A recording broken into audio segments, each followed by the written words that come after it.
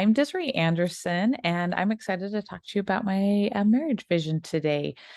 I am 41, and I recently decided to go back and finish the schooling I started 20 years ago.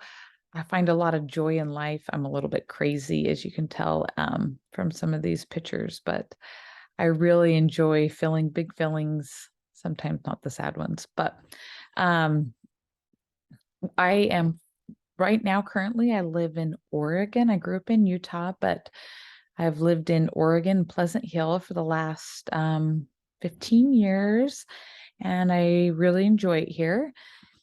These are my kiddos and some of my favorite people in the whole wide world.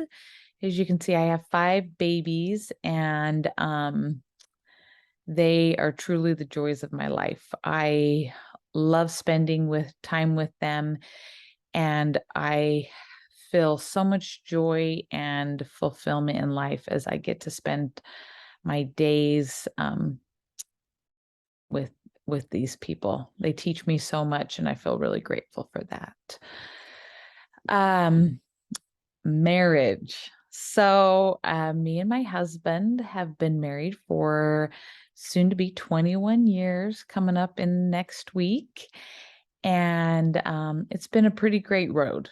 There has been a lot of hard things and a lot of good things.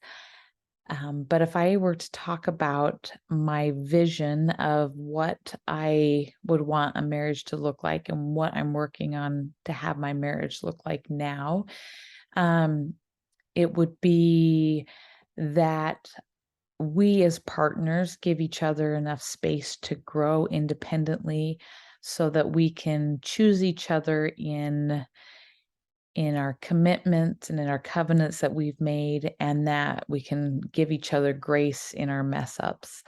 My vision for our marriage is that we would have respect for one another and patience in our shortcomings.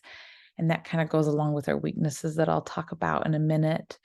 But when we first, it's funny, I had a conversation with my daughter a few years ago about marriage. My anniversary was coming up, and I was telling her that marriage is a risk. You're not sure when you get married about this person. You've talked to each other, you feel certain ways, but it feels like a risk. And so for our anniversary, she made this card that said it was a risk. And I still have it hanging on my closet door, and I think about it all the time.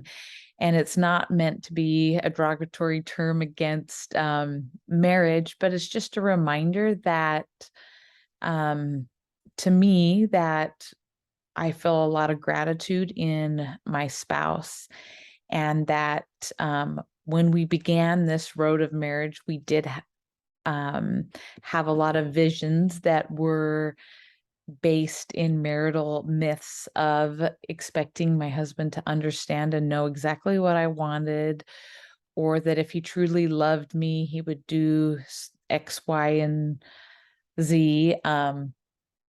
And over the years, we've been immature in a lot of things. We've had a lot of weaknesses in, I would say, maybe my pride, also not quite understanding each other, and being damaging to each other in our immaturities of understanding how we show up in the marriage. And sometimes I feel bad about some of the hurtful things we've done, but really, mostly after this 20 years, I'm still grateful that as we work on this eternal goal, one of the biggest things, especially when me and my husband are in conflict, he says to me, I know it's really hard, but there's no one else I'd really want to go through this muck with.